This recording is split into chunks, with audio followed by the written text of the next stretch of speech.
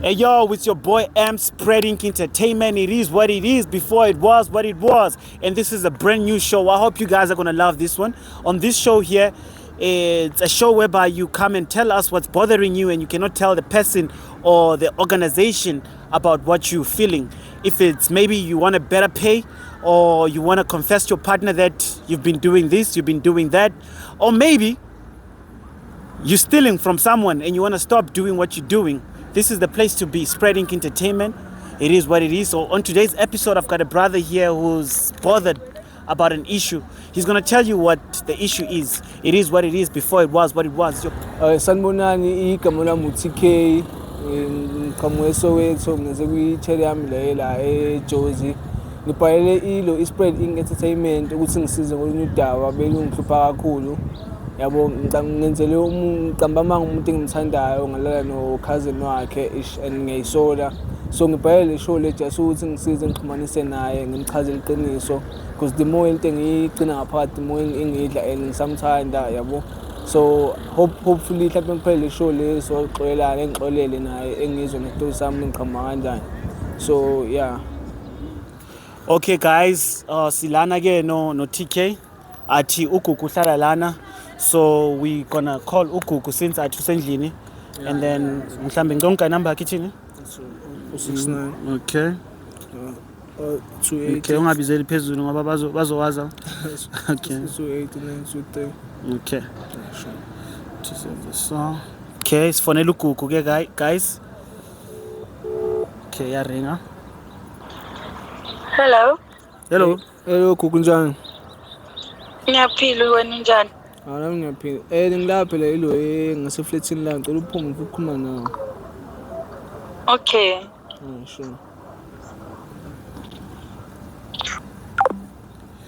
Okay guys, as we wait for ugugu to come on the show, Nyazge, it is what it is before it was what it was. It's your boy M. Okay, so uthi already Yeah, ngiready khona unzima usumtshela yabo because angazi ngibeka kanjani le ndaba le. yeah, ngiyazi like coming out Unzima and yabo manje uzothatha naye otherwise but ngizozama first. Oh, okay. Mhlawumbe la uzomsiza i-gift me. Oh, okay. Uyeza manje. Uhlala number bani? Uhlala fika ku. Yeah, uhlala la uloyeza manje. I was like usendleleni manje uyaphuma. Okay. I think okay, so shutela that side ngalabona at least kunendawo egrand esingachila kuyo ngithona.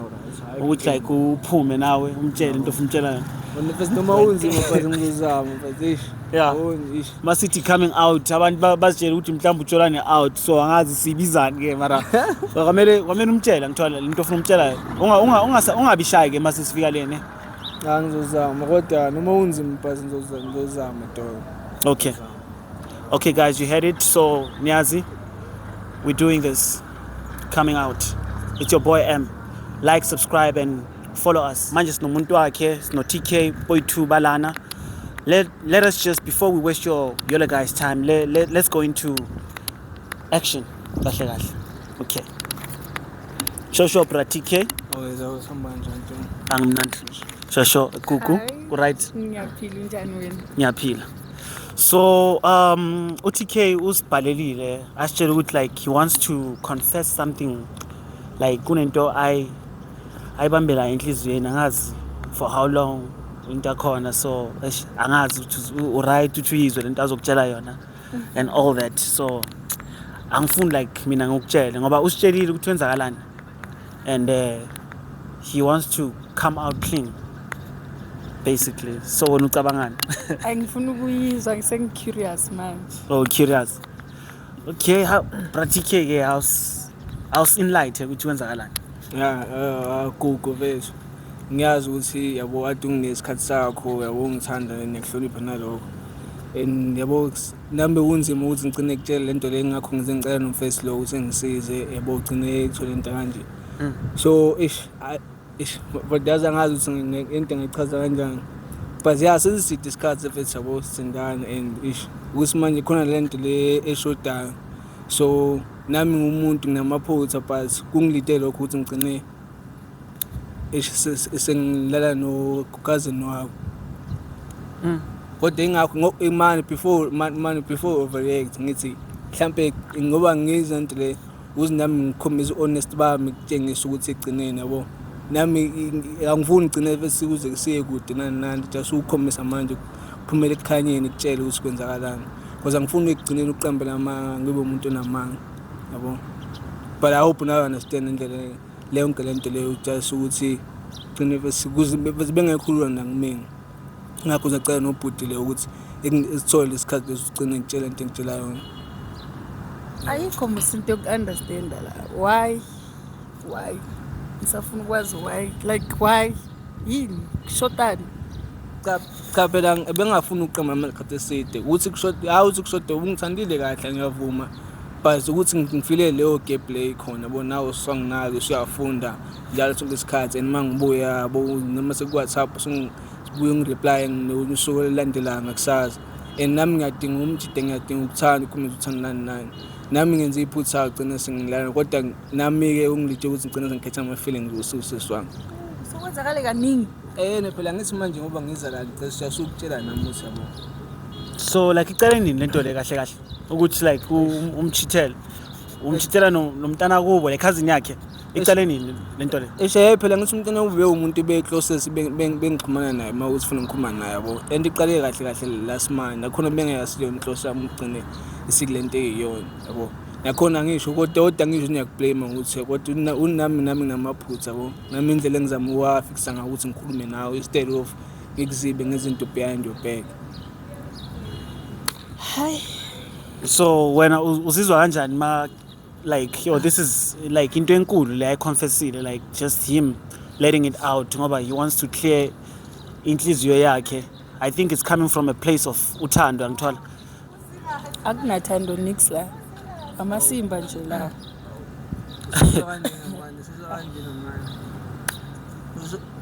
so like cousin yakho angithi yena cousin yakho bongabi suspicious ma uno cousin yakho makuvakashela yena nothing sithi bayishaya kahle igame yabo because I didn't see this coming.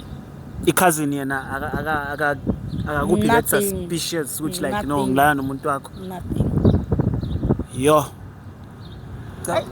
cha phela beyinto kodwa bese ungazi mhlawumbe uzwe from omunye umuntu ingakho nami ngibe mina nafuze ngitshele ngiyaxolisa igcina mhlawumbe sekuzibhlungu kanje yabo kodwa just since ngikhuluma iqiniso hope you understand and ngiyazi ukuthi manje mhlawumbe ukuzima understand futhi sebhlungwini nani kodwa basi just nami understand apho engiqhamuka khona ukuthi angifuni ugcina into ngihlalisa ngime isikhathi eside yabo angcono sihlukane once kube kanjani ngoba mina ngiyashota so cha phela ngithi ngoba ngisho lento lena just angisho confess which like my brother like ngoba ngisho angithi Gugu is coming out clean ukuthi like ngoba uthando it's coming from a place of love angithola so kwa manje I think he wants to take this thing further ukuthi like nina nibe stronger with clean journey kahle noma yenza sukune leyo trust back what they just wona ngazi noma wazi ngasemsuthi ngithi iphutha eqaleni sihlukane manje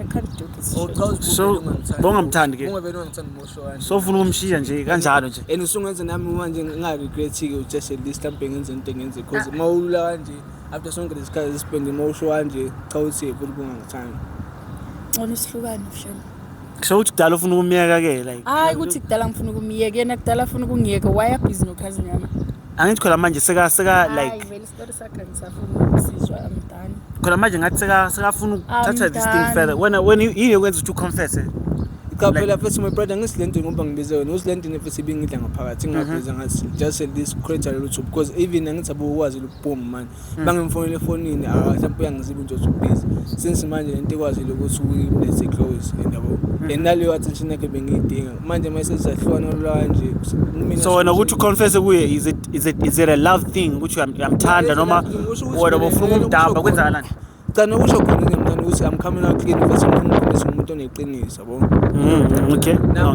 le situation esibhekana nayo sanga overcome yabo siqhubeke nento because ngiyabelieve ke ngisangaba strong yabo manje ke nama eshula kanje namina ave singithatha otherwise but mina ngifuna wazi since aqala manje sazizwa indlela ngizwa ngawo like despite impahla ya cousin yami yeah be we mistake wonke umuntu wenza ama mistake but nami umuntu uzama ukule noma mistake hang Kawacabanga ukuthi le mistake yakho kimi izoba kanjani izonyenza. Ngicabangile and manje ngithabo bengawu ukuthi ngikhipha amagama ngingangithola le platform le ukuthi gcine ngitshele le nto engitshelayo yabo.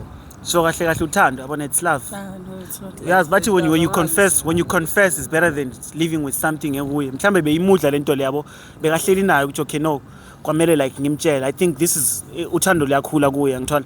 So he wants to come clean. Cousin. So wena necousin yakho into zoba njani izinto wena necousin yakho? She's family sizokhuluma. Angeke emotion next between wena ne Onganakhanda ngamfana. Khandla kalisebenzi. Mina necousin yami soba right yena mina naye siyahlukana manje. Oshuthi mina bese bengayisiyo lutho vele makulula kanje ukuthi vele uhlukane nawe. Hayi. Wena ongenza mina ngibe nothing. So it's fine. Ngcono sihlukane once. Because namanje nginesikhathi lesingidelicate wena ukuthi ngizoconfess into zami instead of someone ongenandaba nawo ozokuyeka ebenza into ebhayino because igcine ithole komunye umuntu. Mina ngimene enough namhlanje ukuthi ngitshele lonto leyo. Amanye out they don't get to confess such things. Bazoba bayenza into ezingcolile lengaphandle and then the next thing bafike kuwe ba smile nje kuphela. So I think like he just manned up which like let me go tell my person ngoba naye makasicocela ngalo ukuthi okay no into kwenzakala into esona so athi in order for him to tell you what he's telling you right now ukutshelela ngoba like he's seeing a future nawe. He wants to have kids with you. Into kade ayisho leyo ukuthi okay no ufuna ukuba nomuntu oyi1. Maka continue ne cousin baqhubeka mina sengi right ngaye. Alright ngaye. Yeah, I'm done. So when this is it for me. This is like the line. So Kuku like cross that line. Like Kuku is maybe the sex wasn't good. What's going on guys? Phela angithi umuntu uchitshwa yi6.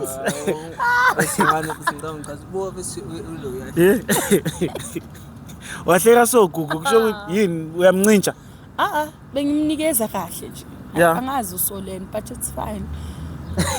So my brother isikhathi nje ngimanginikezwa isikhathi nje naso wena yini okay yini okwenza ukuthi umchithele Ngicela ngoba ngisho nje isikhathi bengathi bangakuphi isikhathi nami ngumjidi ngiyasidinga leso sikhathi leso ukukhombisa ukuthi bese ngiyathanda nani abo manje nami bese nginama spin mhlawumbe khona into ayenzayo ingakho nami ngize lento le bo suspect uchakuchithela yabo because isikhathi masanginikeza how you used to be before so yabona ukuthi yini emenza ukuthi like akuchithela no angayenza ngathi it's my fault athi bongamniki isikhathi chita kwakhe ichoice yakhe so mara nesikhathi yamuzwa athi isikhathi bongamniki because uyazi ukuthi ngibhizi ngani that's why bengamnikeza isikhathi futhi angisho nokuthi iyeke lento lezi ngiyaunderstand ngiyasupport ngalokho kodwa na just like maybe a day just check up her list yeke because ungakusendela message manje you reply kusasa yabo nawo ukhombisa ukuthi angilutho kwena nami uzongenza kulitshe ukugcina into engizenzeni yabo so yamuzwa thini ke isikhathi I think yabona isikhathi abantu bathi like a relationship you need to give each other time and I understand where he's coming from ngoba athi bongamniki isikhathi so mhlambe i-cousin yakho yena on the side umniki isikhathi akahlale phela la isikhathi nangisho mina ngimniki isikhathi so ngi right so i-cousin yakho yasebenza noma i-cousin yami senze into efanayo so yena akahlale ku-cousin u-cousin angisho ngiyomnikeza isikhathi cousin wami makahlale kuye mina ngi right so akuna next mhlambe ngifuna ukuyilungisa uthi mhlambe lento le ibe kahle like ihambe kahle uzwa kanjani ngoma sisters makhuluma so ngiyamuzwa masa ngoba sesente ayishoyo ngiyamuzwa so wena necousin yakhe niyajola noma benitshontshana nje kuphela cha phela besitshontshana since isikhathi bengasitholi kodwa nakhona sengiyazi ngumuntu nami ufuna ukukhula amaphutha ami ngicabanga uyeke ingakho ngifuna ukulungisa izinto zami phakathi kwami nayo yabo and I understand if innovation nje nami sengibhazeka kabuhlungu yabo don't you guys think ukuthi like maybe kwamele nihlale phansi ni2 like kungana ma camera sona and then you guys discuss these things enhle ngiyamblocker vele ngisamfuna empilweni yami cela aphume kimi bese ungayisho lento le ungayisho because angisebona nami ngisilesikhathi lesabantu ngikhala ngathi usuphina futhi usungiphuca naso ngizimani usungikhaza cha uthi bengayiluthi akusombe isikhathi safuna isikhathi sakhe futhi manje angithi yabo showed vele isikhathi akanaso for wena brother manje wena no necousin yakhe nizocubeka ngalento le noma kwenzakalani uyazi cousin yakhe ukuthi uzomtshela what you just told us Yeah, uyazi ngimtshela because ngamtshela like day before ukuthi ngimtshela usesi wakho because mina ngaphakathi mina bengayifuni bengibona ukuthi ngirong ngakho ngisengila. So athini yena mamtshela ukuthi uyamtshela umntana Naye phela bengafuni because i-reputation yakhe kusisi wakhe ibizongcola kodwa mina ngikwazile ukuthi ngicome out clean ngimtshele lo because nginendaba naye ngiyamkhe naye like ngapha hayi kulo cousin wakhe lo ngafuna ukumfihla yazo kodwa manje ukhetha yena over mina like izinto ezikanje. Mina senginvest isikhathi esiningi bese kulo muntu lo invest isikhathi somuntu ngimnike isikhathi sami ngithingana nezinto bese nayo yonke kodwa manje sekulula kanje uzivele ngitshela yabo. kusho ukuthi uthando vele ungekho ke la Kodwa easy so ukuthi uvele umyekele nje kuphela umuntu nje awucabangi nokucabanga belikhona mara right now I'm so heartbroken ngale nto so ngi-right. I think maybe udinga isikhathi ukuthi mhlambe ayisikho isikhathi ube calm nyana endlini yabo ngoba into ze relationship vele ziso so uyezwa ke brothers athu sisters u-right ngawe. mina first into engicelayo isikhathi kuphela ukuthi ngikwazi uku-right ama-wrong zami kuphela. Yeah, at least you came out as a man ngiyangithola. You came out as a man, you manned up and then you confessed wamtshela ukuthi kwenzakalani and then yeah this is the results ozitholile. So I think mhlambe mnika isikhathi yabona ngithi khona manje uyakuyeka so mara after some time maybe uzosicabanga ukuthi no what the guy did it's right, you know. So yeah mhlambe amguy isikhathi nje kuphela ngithola out jam. Uma uthi isikhathi usidingayo ngiyaphuma ukuthembisa nginginike and nawe unginike nanesokuthi ukuthi ngizame ukuyiprove ilo uku-right ama-wrong zami because leyo nto kuphela ngiyifuna ingakho ngila just as the first step ukuthi ngizame ukuba honest kuwena. So just the time, can we give it time ne? Yeah, so bon. Yeah, give it time. I think kwamele nihlale phansi ni-3 ne-cousin nonke like some time nje kuphela ne-cousin umbuze mhlambe what if i-cousin otriggerishe lento leyo ngithola. Noma kuyi-cousin naye he was part of it so it's yeah they're fine. all part of it so you know. So yeah okay it is what it is guys. Nizwile uTK uconfessile kuGugu umtshelile how he felt manje uGugu on the other hand ngapha she wants to end things but I think they'll fix things guys. It is what it is before it was what it was. We out.